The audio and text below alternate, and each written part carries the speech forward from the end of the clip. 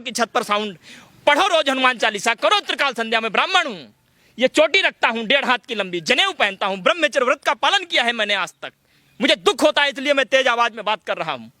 लगाओ आप अपने घरों पर, उठो सुबह 4 बजे ब्रह्म मुहूर्त में, करो हनुमान चालीसा का पाठ, करो दोपहर में, करो त्रिकाल।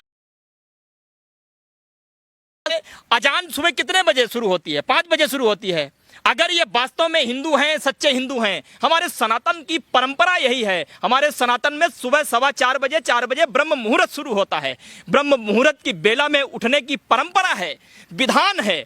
अरे सुबह 4 बजे हम उठने के लिए हमारे गांव में मुर्गे पाले जाते थे, सुबह जो कुकड़ू की बांग देते थे भाई, अलार्म लगाते थे। अरे उनकी 5 बजे बढ़ती है, तुम क्यों नहीं उठ जाते हो? अगर तुम्हें इतना ही शौक है, तुम क्यों गली गली लेकर के वो साउंड लेकर के घूम रहे हो?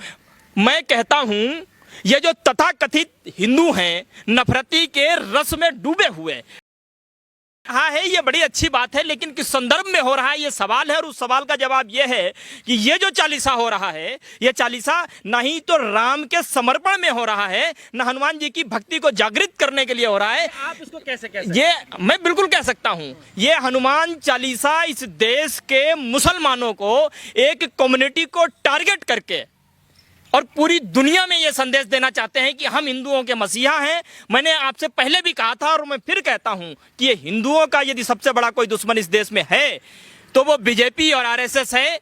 धर्म का कोई सबसे बड़ा दुश्मन है तो वो बीजेपी और आरएसएस है।